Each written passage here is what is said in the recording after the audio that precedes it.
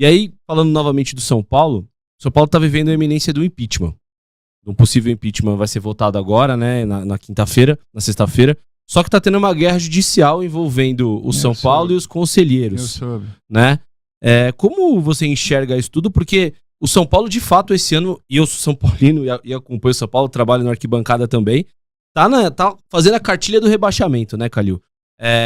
Desorganização interna, pode perder o Muricy, que é um grande ídolo. Acho que vai sair. Exatamente. E se tem eu um fosse elenco... ele, eu já teria saído. Exato. Tempo, né? E tem um elenco, assim, limitado, tem suas limitações, né? E muitos machucados ainda, né? Você vê, o Calera ainda não voltou, o Lucas voltou um pouquinho contra o Oscar aposentou. O Oscar parou.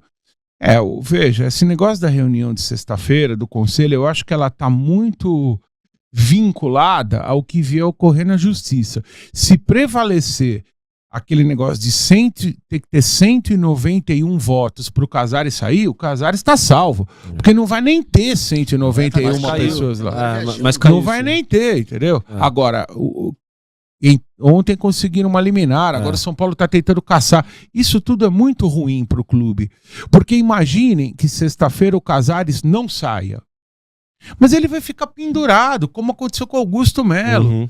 Chega uma hora que o presidente do São Paulo, eu não estou dizendo que ele é culpado, eu não estou afirmando, tem as investigações, né, que a polícia está fazendo, o Ministério Público, a gente não pode afirmar. Até prova em contrário, todo mundo é inocente. Mas ele perdeu as condições de governar o clube. Sim. Diante desse cenário, como é que ele vai sentar numa mesa para contratar um jogador, para fazer uma reunião interna? Eu soube que ele não vai nem mais no clube.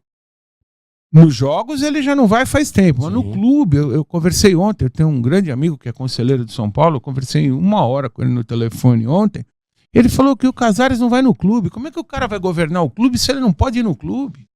Vai negociar com marcas. Então ele deveria, como Augusto Melo na época também, renunciar, só que Augusto Melo não renunciou. Ele só saiu quando ele sofreu o impeachment.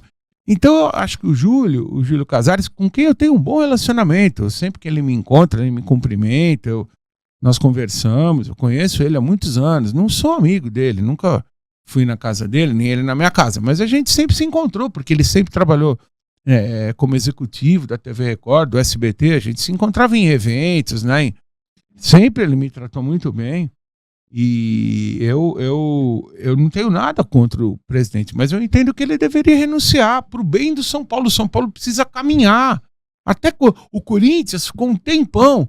Entra Augusto Melo, sai Augusto Melo, entrou o Stabile, aí invadiram a sala do Stabile para tomar o lugar dele, que ele falou que não podia ir no banheiro. O cara falou, eu não podia levantar para ir no banheiro, senão punha outro presidente no meu lugar.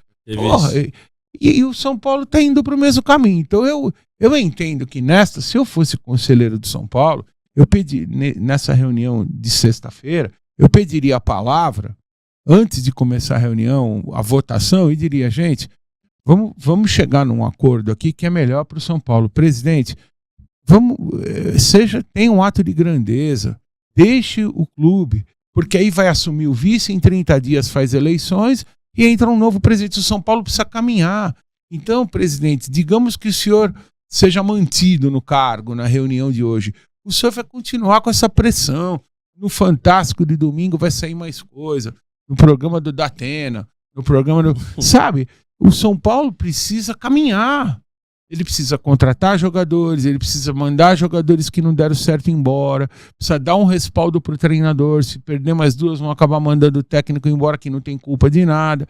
Precisa resolver a situação do Muricy. E isso só vai resolver quando resolver a sua situação. Então eu faço um apelo aqui, presidente, antes de começar a votação, para a gente não sofrer o desgaste, sabe, de um impeachment, de continuar nas páginas policiais. Vá se defender, presidente. Deixa a presidência do São Paulo. Eu falaria isso, que seria o melhor para o São Paulo. Agora, eu não sei se ele estaria disposto, porque a renúncia ela é um ato unilateral, né? É um ato que tem que vir de dentro da pessoa. Se a pessoa não tem o desprendimento, você vê a Mara Casares, que era a mulher dele, ela caiu fora. O Douglas Schwartzman caiu fora. Eles também não estão mais indo no clube. Aquele Dedé, eles não vão mais no clube. Então eu fico pensando, porra, você Você pertence a um clube onde você não pode entrar? Você não pode ir no clube? Qual é o intuito? Qual é o sentido de você ser dirigente de um clube onde você não pode ir? Senão vão te questionar, vão te encher o saco, você não vai poder se locomover lá dentro. Se você vai, você tem que ficar enclausurado numa sala. Sinceramente, agora, a guerra jurídica, gente, pode ser. Eu já cobri muita eleição de federação de clube, né? Quando tem esses negócios de liminar, pode ser que a hora que o cara vai pôr o primeiro voto na urna, chega lá uma liminar mudando tudo. Principalmente num clube como São Paulo, que no conselho tem desembargadores, tem juízes, e os caras são muito bem relacionados. Então, como conseguir uma liminar por um lado, pode conseguir para o outro. Então é um panorama totalmente imprevisível. Você acha que tudo isso começou quando se instaurou a famosa os cardeais do São Paulo, que ali veio aquela história do soberano? Você acha que ali começou o declínio real do achar que era muito mais do que né? Não, eu acho que o São Paulo começou a se perder quando acabaram os cardeais, porque os cardeais do São Paulo, eles eram caras que tinham muita história no clube. Era o Paulo Machado de Carvalho, que morreu, né? O pai do Tutinha.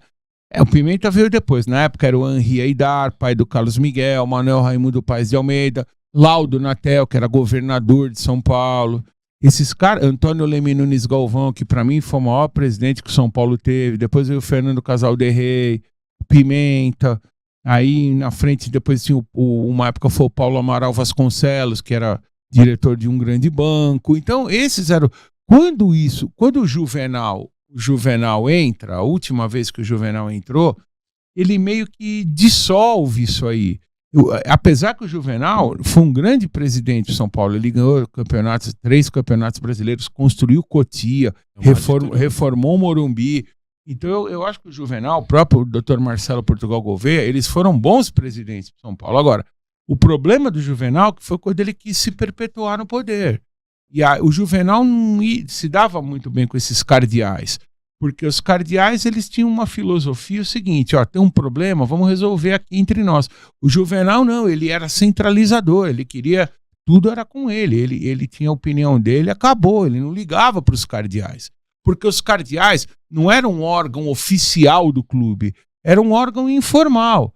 Deu um problema aqui, vamos reunir os cardeais. Aí eles se reuniam.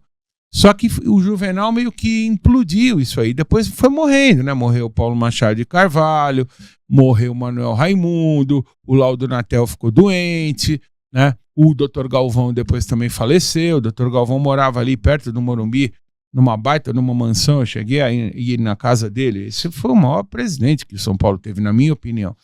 Faleceu. Então foi... E aí eu acho que o São Paulo, o nível...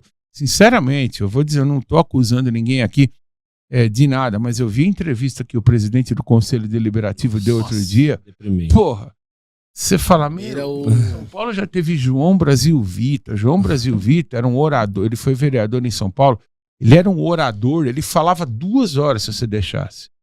Foi as reuniões do São Paulo, do Conselho eram comandadas por ele, o próprio Milton José Neves, que não tem nada a ver com o Milton Neves jornalista, né? São Paulo teve grandes, Márcio Aranha, que era meu amigo, já faleceu também.